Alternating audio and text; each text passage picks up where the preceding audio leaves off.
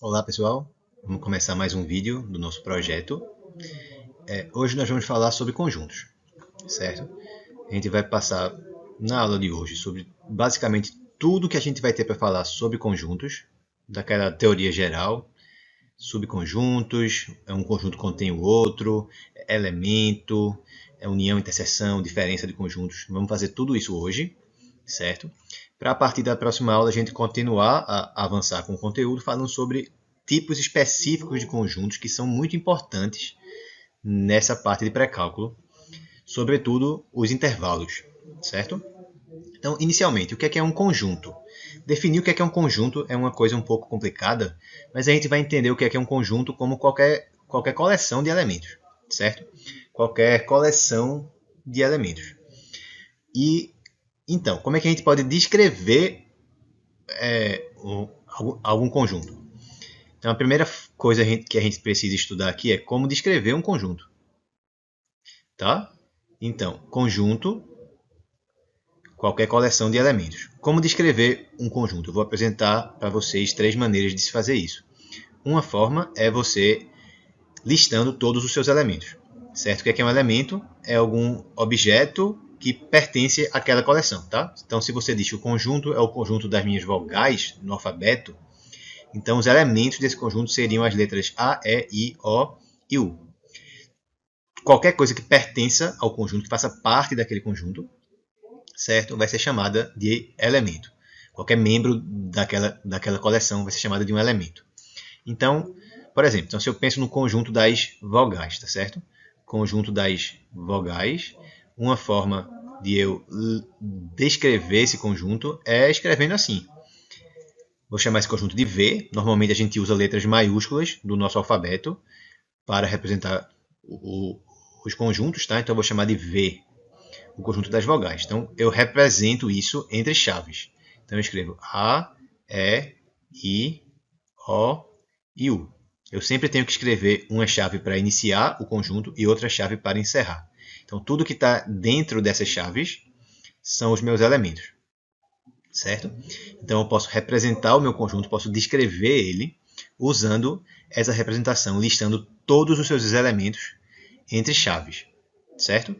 Uma outra forma de fazer isso é por uma propriedade que é comum a todos esses elementos.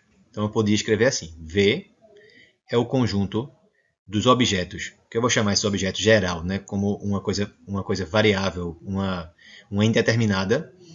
X, esse X aqui não é para ser entendido como a letra, é uma variável, é uma indeterminada.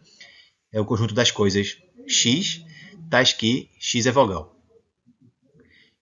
Certo? E esse x aí não é a letra, tá? Então é uma indeterminada. Então deixa eu até escrever esse x de outra forma, vamos chamar esse x de x maiúsculo assim. É o conjunto dos objetos x, tais que x é uma vogal. Então não estou dizendo que o x é uma vogal aqui, tá? Estou dizendo que o objeto que eu chamei de x é uma vogal. Então escrever isso aqui é a mesma coisa que escrever isso aqui de cima. Só que aqui está como? Aqui eu estou dizendo o conjunto X, o conjunto V é formado por todos os objetos que são vogais. Então, X, o objeto X vai ser um elemento desse conjunto se acontecer o quê? Se esse objeto for uma vogal. Tá certo? Outra forma é com um diagrama, chamado diagrama de Venn. Então, você escreve um círculo assim, digamos, ou algo do tipo.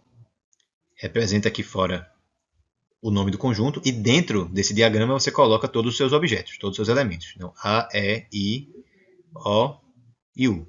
Ok? Então, aqui dentro estão os elementos do conjunto. Ok? Aqui dentro estão os elementos. Nesse caso, eu escrevo, tá? Por exemplo, A pertence a V. O que é que significa isso? Quer dizer que o objeto A é um elemento do conjunto V. Quando esse objeto aparece na lista de elementos, na lista de coisas que pertencem a esse conjunto, eu digo que ele é um elemento do conjunto, certo? Ou que ele pertence ao conjunto, certo? Como é que se lê isso? É A pertence a V. É a mesma coisa que A é um elemento de V, certo? Vamos ver outro exemplo. Outro exemplo semelhante. Então vamos pegar assim, eu quero o conjunto V dos números de 1 a 10. Então o meu conjunto, listando todos os seus elementos, seria isso aqui. 1, 2, 3, 4, 5, 6, 7, 8, 9 e 10. Todos os números inteiros de 1 a 10, certo? Então essa é uma forma de listar todos os meus elementos. São poucos números aqui, são 10 só, são 10 elementos. Então não é difícil listar todos eles. Mas imagina que fosse todos de 1 até 1000. Listar todos eles de 1 a 1 fica muito trabalhoso, né? Então o que é que eu posso fazer?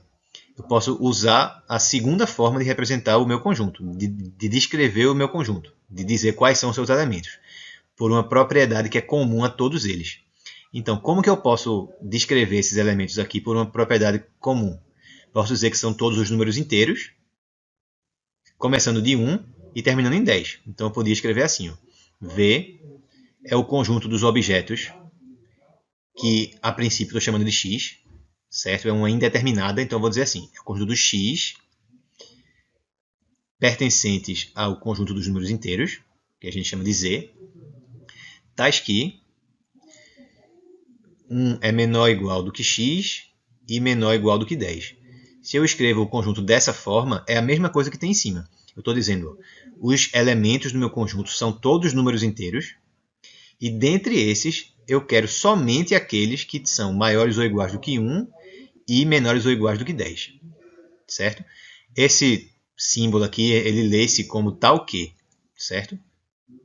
Tal que. O que é que significa isso? Tal que, ou que satisfazem o seguinte. Então, V é o conjunto dos objetos x, que são números inteiros, que satisfazem a seguinte propriedade. X é maior ou igual a 1 e menor ou igual do que 10. Então, o que vem depois dessa barra aqui é a propriedade que é comum a todos os elementos do meu conjunto. Tá certo? Então, essa é a segunda forma de eu representar esse conjunto. E qual seria a última forma? É pelo diagrama de Venn. Então, eu desenharia o meu diagrama, um círculo assim a princípio, meu conjunto V, e aqui dentro eu escreveria todos os meus elementos. 1, 2, 3, 4, 5, 6, 7, 8, 9 e 10. Então, repara que representar dessa forma ou representar dessa forma envolve você listar todos os seus elementos, né? Ou dentro do conjunto assim, ou dentro do diagrama, ou dentro das chaves. Lembra que é sempre entre chaves, tá? Conjunto é sempre chaves. Essa forma é uma forma mais prática, apesar de ela parecer um pouco mais abstrata e mais estranha a princípio, porque ela envolve mais símbolos matemáticos. Vê que aqui eu tenho alguns símbolos, né? Eu tenho as chaves, que são os símbolos para representar conjuntos. Tenho o símbolo de pertencer, como eu expliquei aqui em cima, quer dizer que o x, primeiramente, ele é um elemento do conjunto dos números inteiros, certo? Então, x é inteiro, tal que o x é maior ou igual a 1 e é menor ou igual do que 10. Então, tem vários símbolos matemáticos aqui, mas esses símbolos tornam a linguagem concisa. Eu consigo descrever tudo isso aqui, tá certo? Imagina que fosse de 1 até 1000. Então, o que é que ia mudar nessa segunda representação? Ia mudar só que aqui, ao invés de ser 10, seria 1000. E eu ia conseguir representar de uma forma bastante simples, conseguiria descrever esse conjunto de uma forma bem rápida e simples, certo? Bastante concisa, e não precisaria escrever todos os elementos, tá certo? Outra forma vantajosa de você usar essa notação é a seguinte: se eu falasse sobre os intervalos, que a gente vai falar com mais detalhes depois. Então, o que é um intervalo? O intervalo, você pode dizer que é um subconjunto contínuo do conjunto dos números reais. Então, por exemplo, se eu represento os números reais com uma reta, que é o habitual, você pode pegar aqui, por exemplo, eu pego o número 1, o número 2, e eu olho para o intervalo aberto, tá certo? De 1 a 2. Quando eu pego o intervalo aberto, eu estou me preocupando com tudo que está aqui no meio, sem incluir os dois extremos. Por isso que é um intervalo aberto, eu não incluí nenhuma das extremidades, tá? Então, como que eu poderia representar todos os elementos desse conjunto? É possível isso? Não, porque existem infinitos números reais entre 1 e 2. Eu podia pegar, por exemplo, 1,1, 1,1, 1,01, 1,001, 1,0001 e assim por diante. Todos esses seriam números distintos dentro desse intervalo e todos diferentes. Então tem infinitos números aqui. Eu não vou conseguir listar todos eles dentro de chaves, um de cada vez, e nem vou conseguir representá-los dentro de um diagrama de Venn. Então a única forma que eu tenho de fazê-lo é descrevendo isso por uma propriedade comum a todos os seus elementos. Então eu poderia chamar o meu conjunto aqui, vou chamar esse conjunto de I agora, e de um intervalo, tá certo? É o conjunto dos elementos x, que aqui são números reais, então são x que pertencem ao conjunto dos números reais, tais que, então eu posso escrever isso tanto com aquela barra, como eu fiz na tela passada, ou posso escrever com dois pontinhos aqui, dá no mesmo. Isso aqui também significa tal que, tá certo? É a mesma coisa. Tal que 1 é menor que x, que é menor que 2. Certo?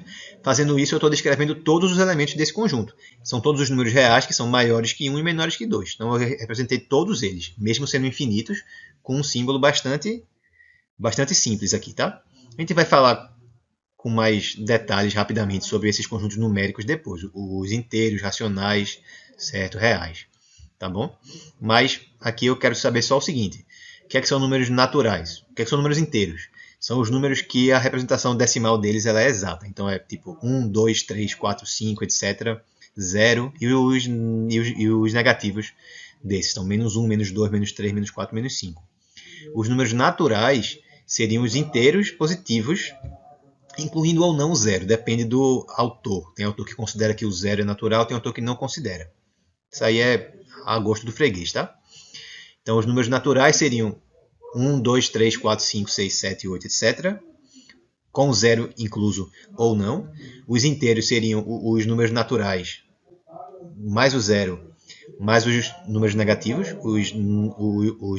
Os negativos dos naturais. Então, teria 0, 1, 2, 3, 4, 5, etc. E também teria menos 1, menos 2, menos 3, menos 4, menos 5, etc. Os números racionais seriam as suas frações. Tá certo? As frações representariam números racionais. Então você teria 1 sobre 2, 3 sobre 7, todos esses seriam números racionais. Racional vem de razão. Razão é a mesma coisa que uma divisão. Divisão vem de uma fração. Então o número racional são as suas frações. Se você olhar para a representação decimal de um número racional, quando você divide realmente o numerador pelo denominador, ou vai dar um número inteiro, por exemplo, 6 sobre 2, daria 3, é um número inteiro. Ou vai dar uma expansão decimal que ela acaba em um certo ponto, por exemplo, se você fizer 3 sobre 2, isso dá 1,5. Então, depois da vírgula, tem uma casa só e acabou. Ou pode dar o que se chama uma dízima periódica. Se você fizer 2 sobre 3, por exemplo, vai dar 0,666666666 infinitos 6 após a vírgula. Isso é o que se chama dízima periódica. Então, dízima periódica é um tipo de número racional, porque vem de uma fração. Qualquer dízima periódica vem de uma fração. Então, os racionais, você poderia ver assim, são os números inteiros. E os que não são inteiros, quando você olha para o que vem depois da vírgula, ou acaba a sua representação em um certo ponto, e depois daí você veria um monte de zeros, se você quisesse, mas seria tipo 1,5 ou 1,45, 10,17. São números que a representação decimal deles encerra em um certo ponto, ou dízimas periódicas, então que após a vírgula você tem em algum momento alguma coisa que fica se repetindo. Então tipo 1,14 aí, 57, 57, 57, 57, 57, infinitamente 57 aí depois. Então essas são as dízimas periódicas. Dízimas que não são periódicas, então que seria o caso do número π, por exemplo, tá certo? Do número raiz de 2, essas coisas não são periódicas. Se você olhar para a expansão decimal dessas coisas, você nunca vai conseguir achar qual é o período. Então elas não são periódicas. Os números que têm representação decimal que não é periódica são dízimas não periódicas, né, que têm infinitos dígitos após a vírgula, sem nunca estacionar num zero, nem nunca ficar repetindo nenhum padrão. São dízimas aperiódicas. Esses aí são os números irracionais. E quando você junta tudo que é racional com irracional, dá os números reais. Então, os números reais são o quê? São todos os números que têm alguma representação decimal. Pronto. Todas as representações decimais são os números reais. Enfim, pronto. Então, é isso aí que a gente precisa saber sobre conjuntos numéricos, basicamente, para não entrar tanto em detalhes. Tem bastante coisa para falar, tá? Em algum momento, possivelmente, eu vou falar sobre isso depois, mas, por enquanto, o que a gente precisa saber é isso. Então, deixa eu só representar isso aqui, tá? Então, os números naturais seriam 0 ou não. Eu vou incluir o 0 aqui, tá? Mas pode ter autores que não incluam. Então, naturais seriam isso.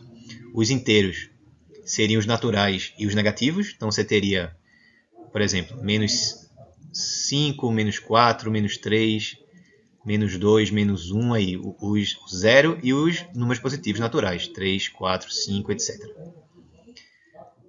Certo? Z, o símbolo de N vem daqui, é óbvio porque vem N, né? Vem de natural.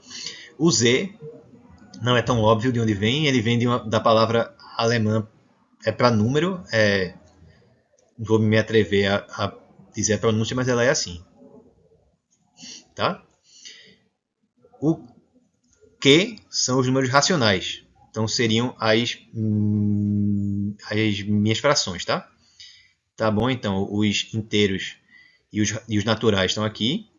Os racionais seriam as frações. Então vamos pegar assim, por exemplo, seria A sobre B, onde A e B são inteiros. Onde A e B são inteiros. B não é zero, né? Eu não posso ter um denominador, seja zero. Isso aí a gente já comentou em outros vídeos. Tá? Você poderia exigir também que essa fração fosse irredutível, tá? Então que não tivesse nenhum divisor comum entre o A e B, que às vezes também é exigido isso. Então você podia escrever aqui que o MDC entre A e B fosse 1. MDC entre A e B fosse 1. Isso aí só para indicar que não tem nenhum número que divide A e B simultaneamente, tá? Que chegou numa fração irredutível.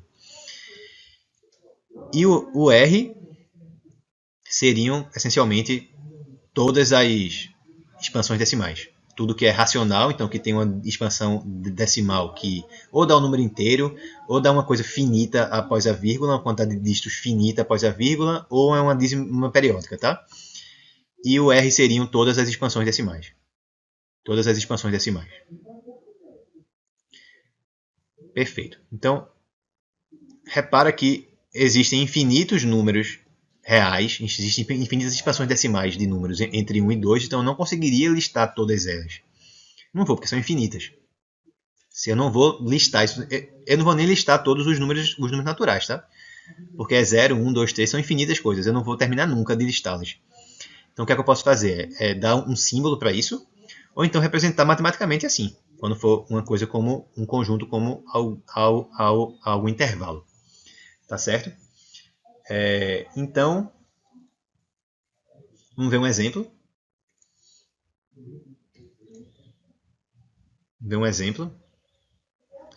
Eu posso falar, digamos, esse conjunto aqui. Ó. O conjunto A dos elementos x, tá que x é divisor positivo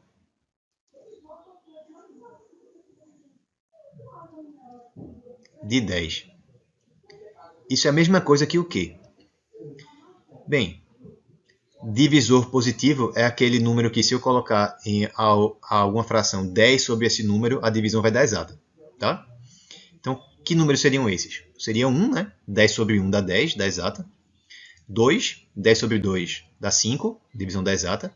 Bem, com 3 não vai dar certo, com 4 não vai, com 5 vai, 10 sobre 5 dá 2, com 6 não vai dar certo, com 7 não vai, com 8 não vai, com 9 não vai, com 10 vai.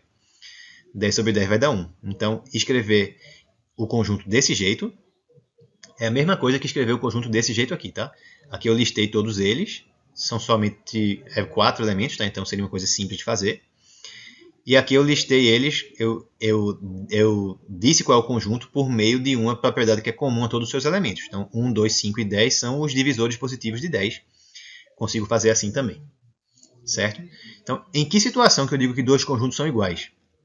O que caracteriza um conjunto são os seus elementos. Então, dois conjuntos vão ser iguais quando? Quando eles tiverem exatamente os mesmos elementos. Certo? Então, vamos ver um exemplo. Vamos um exemplo. Então, imagina que eu tenho os seguintes conjuntos. Digamos que o conjunto A é 1, 2, 3 e 4. O conjunto B é 2, 3 e 4. O conjunto C é 4, 3, 2 e 1. E o conjunto D é 2, 2, 3 e 4. Então, o que é que eu posso afirmar? A primeira coisa que eu posso afirmar aqui é o seguinte. Eu posso dizer que o A e o conjunto B são iguais ou são diferentes? Então, lembra do que eu falei. Dois conjuntos são iguais quando eles tiverem exatamente os mesmos elementos. Então, vamos olhar para o conjunto A e para o conjunto B. O conjunto A tem 4 elementos, o conjunto B tem 3. O 2 que está aqui também está aqui. Então, beleza. O 3, mesma coisa, ele está aqui também está aqui. O 4 está aqui também está aqui. Agora, o 1 ele está no A, mas não está no B. Então, A e B não são conjuntos iguais. São conjuntos distintos. Por quê? Pois 1 pertence a A, é elemento de A, mas 1 não é elemento de B. Quando eu quero dizer que não é um elemento, eu escrevo o símbolo de ser elemento, que é o símbolo de ele pertencer, mais risco assim. Quando eu escrevo assim, eu estou dizendo o quê? Que 1 não pertence a B. Sempre que eu risco assim alguma coisa, eu estou dizendo que aquela propriedade não ocorre. Tá certo? Então, aqui é 1 pertence a A, 1 é elemento de A, e aqui é 1 não pertence a B, 1 não é elemento de B. Então, os conjuntos A e B são diferentes, não são iguais. Por quê? Porque eles não têm os mesmos elementos. Basicamente isso. Agora, eu posso falar o que sobre o A e o C? O A e o C, eles são iguais ou não? O A e o C, ó. O 1 está no A, também está no C. O 2 está no A, também está no C. Mesma coisa vale aqui para o 3, mesma coisa vale para o 4. Então, todo mundo que está no A também está no C. E vice-versa. Todo mundo que está no C também está no A. Então, eles têm exatamente os mesmos elementos, apesar de estarem escritos em ordens diferentes. Isso não faz diferença, tá? Então, A e C são iguais. Por quê? Porque têm os mesmos elementos. Que a observação que é válida aqui é que a ordem não importa em conjuntos. A ordem não é importante. Certo? Quando eu vou descrever conjuntos, a ordem com a qual eu represento os elementos dentro das chaves não é relevante. Porque o que é que importa? É só se o elemento está ali ou não. Não importa se ele é o primeiro que eu listei ou se ele é o último. Importa só se ele está ou não. Da mesma forma, se eu olho aqui para os conjuntos B e D, o que é que eu posso falar? Eles são iguais ou são diferentes? Tem algum elemento do B que não está no D? Não, né? O 2 está aqui, também está aqui. E a mesma coisa vale para o 3 e para o 4. Eles estão aqui e também estão aqui. Então, todo mundo que está no B também está no D. E vice-versa. Todo mundo que está no D também está no B. O 2 está aqui no D, também está no B. O 2, de novo, está aqui, também está aqui. O 3 e o 4 estão aqui e também estão aqui. Então, todo mundo que está no B também está no D. Então, são conjuntos iguais. Mesmo eu tendo escrito 2 duas vezes aqui. Isso não faz diferença. Porque o que importa é o elemento estar no conjunto ou não. Se ele está no conjunto 50 vezes, não faz diferença nenhuma. Só me importa que ele está. Ele está lá. Uma vez é a mesma coisa, dá no mesmo, do ponto de vista de esse elemento de um conjunto, que ele está 1 milhão de vezes. Por conta disso, representar a mesma coisa assim é redundante. Então a gente nunca escreve algo desse jeito, porque é o mesmo elemento duas vezes. E se eu representasse isso assim ou assim, é a mesma coisa. Então eu não vou ficar escrevendo uma coisa que é redundante. Não vou escrever 2 e 2, tá? Então o que é que também me diz esse exemplo? É que a multiplicidade, a quantidade de vezes que um elemento aparece num conjunto, não importa. Não importa nem a ordem, nem a multiplicidade. Multiplicidades não importam.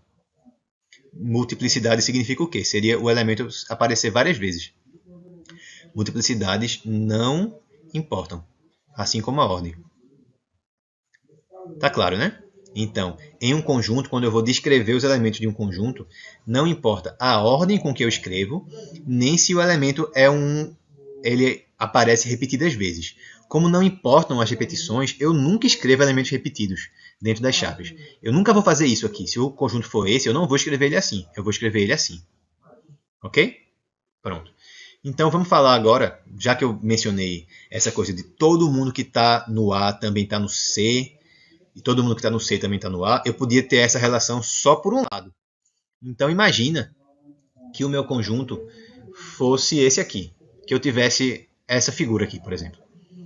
Eu tivesse um conjunto grande aqui e um conjunto aqui por dentro.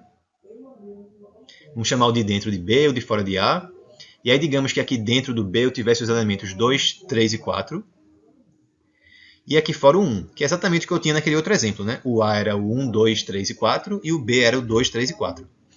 Repara que todo elemento que está no B também está no A. O B é um conjunto que está dentro do outro. Quando acontece isso, eu chamo o de dentro de um subconjunto. Certo? Então, vê só, eu vou dizer que B é subconjunto de A. É subconjunto de A. O que é que significa isso? Significa que todo elemento de B também é elemento de A. Tá certo? Então, todo elemento de B também é de A. Também é de A. Então, tudo que está em B também está em A. Quando acontece isso, eu digo que B é um subconjunto de A. E o símbolo que eu uso é esse aqui, ó, B, A. Esse símbolo é como se fosse um C meio esticado, não é um C exatamente, é um C meio esticado, que significa está contido. B está está contido em A. O B está contido em A. Estar contido significa estar dentro. Então, o B, olhando como conjunto, como uma coleção de coisas, ela está dentro da A. Tudo que está no B também está em A. Certo? Então, eu leio isso aqui como B está contido em A. Certo? Deixa eu botar isso aqui em outro lugar. Pronto. Também posso escrever assim. A, um C meio que ele invertido, B. Aí aqui como é que eu leio isso? Eu leio como A contém B. Certo? Então, em que situação que eu tenho essa relação? Essa relação aqui é chamada relação de continência, ao passo que aquela outra que tinha o pertence é chamada relação de pertinência, para elemento com conjunto. E estar contido, relação de continência, é sempre relação de um conjunto com outro conjunto. Certo? Sempre. Eu tenho que ver se todo mundo que está no conjunto também está no outro. Certo? Perfeito. Então, vamos ver algumas propriedades. Bem, vejamos. Todo conjunto é subconjunto de si mesmo. Todo conjunto é subconjunto de si mesmo. Então, qualquer conjunto, então todo conjunto A é subconjunto de si mesmo.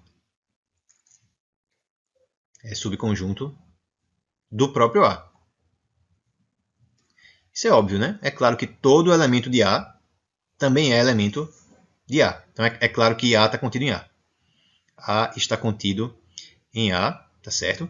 Para todo conjunto A. Qualquer que seja o conjunto A. Para todo conjunto A. Esses termos que eu escrevi aqui, para todo conjunto A, são termos que aparecem frequentemente quando eu descrevo conjuntos e quando eu lido com conjuntos. Eles têm um símbolo matemático associado a eles também. A gente costuma representar assim, como um A de cabeça para baixo. Certo? Outro tipo especial de conjunto é chamado conjunto vazio. Vazio é esse símbolo aqui. Que é esse? É o conjunto que não tem elementos. Certo? Conjunto vazio. Conjunto vazio é um conjunto sem elementos. Não tem nenhum elemento nele. Então, vê só. Vocês vão concordar comigo o seguinte. Vazio está contido em A para qualquer conjunto A, para todo conjunto A. Essa talvez seja a coisa mais abstrata que eu vou falar na aula de hoje. Por quê? O que é que significa estar contido? Significa que todo elemento daqui, desse conjunto, também é elemento desse. Para que isso não fosse verdade, o que é que tinha que acontecer? Para que isso não fosse verdade, tinha que existir algum elemento desse conjunto que não pertence a esse. Mas isso não pode acontecer, porque se tivesse um elemento aqui, o vazio não seria vazio, porque o vazio é o conjunto sem elementos. Certo? Então é meio que uma propriedade que ocorre por vacuidade. Isso aqui ocorre por vacuidade, porque o contrário dela, a sua negação, não pode acontecer. Certo? Então, o conjunto vazio é subconjunto de qualquer conjunto A. Certo? Vamos ver um exemplo, só para ilustrar isso que eu mencionei. Então, vê só. Se eu pego o conjunto A, 1, 2 e 3, e o conjunto B, 2, 3 e 5, eu posso afirmar que A está contido em B? Posso afirmar isso? Não posso, né? Por quê? Se o A estivesse contido em B, então todo elemento de A também tinha que ser elemento de B. Mas isso é verdade? Não, porque o 1 é um elemento de A que não é elemento de B, não pertence a B. Então isso aqui não é verdade. Então não, pois 1 pertence a A e 1 não pertence a B. Lembra que eu falei que quando uma coisa não ocorre, eu posso representar ela com um símbolo, com um, um, um traço, né? Cortando. Então eu poderia representar isso aqui como A não está contido em B. Então isso aqui significa o quê? Que A não é subconjunto de B, tá certo? A não é subconjunto de B. Então, para que um conjunto não seja subconjunto de outro, eu tenho que encontrar alguém daqui que não está aqui. Mas aí, voltando, se os meus conjuntos fossem vazio e A. Vazio não tem nenhum elemento. Vazio não tem nenhum elemento. Então, para dizer que o vazio não é subconjunto de A, eu teria que encontrar algum elemento do vazio que não estivesse, que não pertencesse a A. Mas isso é impossível, porque não tem elemento no conjunto vazio, tá? Então é por vacuidade que chama, porque não tem como acontecer o oposto do que eu estou falando. Então, se não tem como acontecer o oposto do que eu estou falando, o inverso do que eu estou falando, a negação do que eu estou falando, é porque o que eu estou falando tem que ser verdade. Não é uma conclusão direta, é uma conclusão que é indireta. Você não consegue argumentar por que aquilo é verdade, mas você consegue argumentar por que aquilo não pode não ser verdade. Espero que tenha ficado claro. Certo? Então, já que a gente falou aqui sobre dois conceitos diferentes, o conceito de ser elemento e o conceito de ser subconjunto, vamos ver um exemplo que é bastante ilustrativo para o que está acontecendo. Então vamos pegar os seguintes conjuntos. Vamos pegar o conjunto A, dado por o elemento 0. Um outro elemento dele é um conjunto cujo único elemento é o 0. E o terceiro é o conjunto vazio. Então, repare, eu posso ter elementos que são conjuntos. Nada me impede. Eu só estou listando a minha coleção de coisas desse jeito. É o número 0, é um conjunto que o único elemento dele é o número 0, e o conjunto que não tem elementos. Certo? Pronto. Pois bem, então o que é que eu posso falar sobre esse conjunto e seus elementos? Eu posso afirmar que 0, aqui vai ser verdadeiro ou falso, tá? Verdadeiro ou falso. Eu posso afirmar que 0 pertence a A, 0 pertence a A, verdadeiro ou falso? Bem, para saber se ele pertence ou não, eu tenho que ir na lista de objetos do meu conjunto e ver se exatamente esse símbolo aparece aqui na lista. Ele aparece, tá? Esse símbolo aqui é exatamente a mesma coisa que esse. Então, 0 é um elemento de A, verdadeiro. Certo? Verdadeiro. Segunda pergunta que eu vou fazer aqui. Isso aqui pertence a A? Lembra que eu falei que pertence é uma relação para elemento e conjunto. e que está contido é sempre conjunto e conjunto. Então você podia pensar, isso aqui é falso, porque isso aqui é um conjunto. Mas isso não interessa aqui não, tá? Eu tenho que olhar na minha lista se alguma das coisas que aparece na minha lista é exatamente igual a isso. E é. Ó. Esse negócio aqui é exatamente igual a isso. Então isso aqui é um dos elementos que estão listados aqui na minha descrição do conjunto A. Então isso aqui é sim um elemento do A, verdadeiro. Porque dentro da lista aqui, ó, ele está indicado, certo? Dentro da lista ele está indicado. Terceira pergunta desse verdadeiro ou falso. Eu posso afirmar que isso está contido em A? Eita, agora complicou, né? Não complicou não, porque eu estou agora com relação de estar contido. Estar contido. Faz sentido falar de estar contido aqui, de ser subconjunto? Faz, porque eu tenho um conjunto aqui e outro conjunto aqui. Quando é que isso aqui é verdade? Quando todos os elementos do conjunto desse lado também são elementos do conjunto desse lado. O único elemento do conjunto desse lado é o zero. Só uma observação é que quando o conjunto tem só um elemento, ele é chamado de conjunto unitário. Então, zero é o único elemento do conjunto da esquerda aqui. O zero também é um elemento do conjunto da direita? Sim, aqui ó, é o que a gente respondeu na primeira pergunta. Então, como todos os elementos desse conjunto, os elementos, tá? Então só o zero. Como todos os elementos desse conjunto também são elementos desse, esse conjunto é subconjunto desse. Então, esse está contido nesse outro. Também é verdadeiro. Também é verdadeiro. Mais uma pergunta, verdadeiro ou falso? Eu posso afirmar que vazio é um elemento do conjunto A?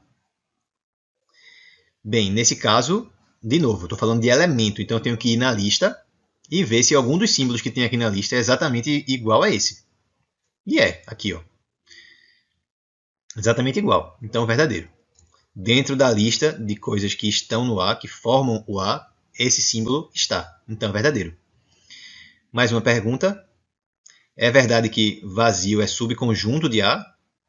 Isso aí não precisava nem olhar para a lista. Isso aí é sempre verdade, pelo que eu falei no slide anterior. O conjunto vazio é sempre subconjunto de qualquer conjunto. O conjunto vazio é sempre subconjunto de qualquer conjunto. Só para não ser tudo verdadeiro, vamos ver uma diferente aqui. Eu poderia dizer isso. 0 está contido em A. Essa aí nem faz sentido, tá? Nem faz sentido porque, como eu falei, relação de estar contido, de ser subconjunto. Bem, subconjunto é um conjunto dentro de outro. Então tem que ser conjunto aqui e conjunto aqui. Isso aqui não é um conjunto, é um elemento só. Então eu não posso falar de um elemento estar contido em outro. Para elemento e conjunto, a relação seria pertinência. Seria pertencer. O que faria sentido seria isso. Seria essa aqui. Essa relação nem faz sentido, então não tem nem como ser verdadeira. Ela é falsa. Certo? Mas todas as outras são verdadeiras. Ok? Cuidado, então. Para falar se algo pertence ou não a um conjunto, eu tenho que ver lá na lista se faz sentido isso. Então, se esse objeto aparece na minha lista. Para falar se algo está contido ou não, aí eu olho para os elementos. Tem que ser conjunto aqui e conjunto de cá. E vejo se tudo que está contido aqui, tudo que pertence a isso, também pertence a isso. Então, deixa eu escrever aqui um outro exemplo. Para esse conjunto aqui, eu poderia dizer que vale isso, 0 e vazio está contido em A, verdadeiro ou falso? Nesse caso é verdadeiro também. Por quê? Eu olho para aqui, ó, subconjunto. Então eu tenho que ter conjunto aqui e conjunto aqui. Faz sentido, então, essa pergunta para a gente começar a responder. Quais elementos que eu tenho aqui?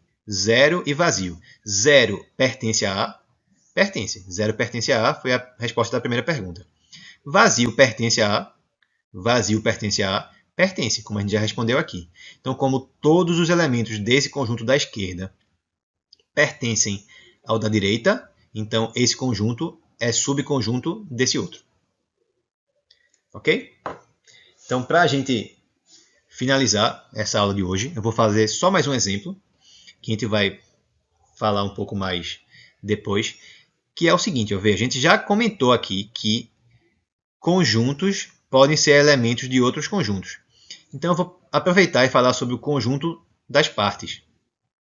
O conjunto das partes. O que é o conjunto das partes? É o conjunto de todos os subconjuntos de um certo conjunto. Tá? Então, o que é que seria conjunto das partes de um conjunto A? Partes de A seria o quê? Seria o conjunto dos elementos x, tais que x está contido em A.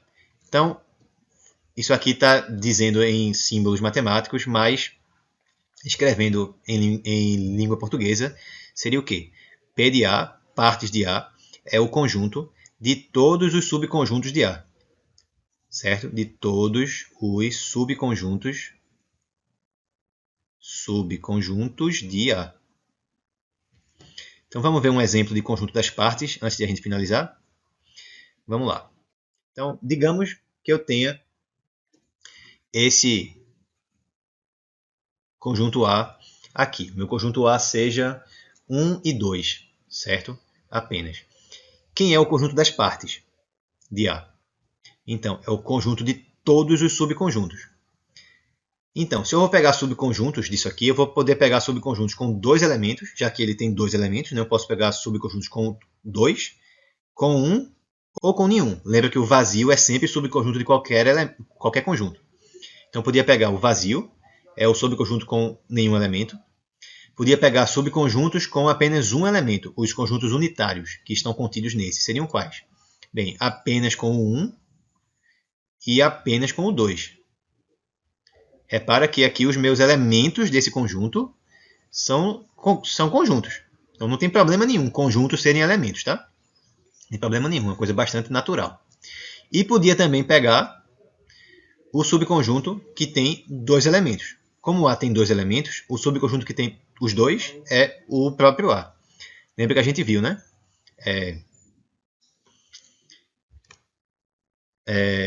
Todo conjunto é subconjunto dele mesmo. Então isso aqui representa isso.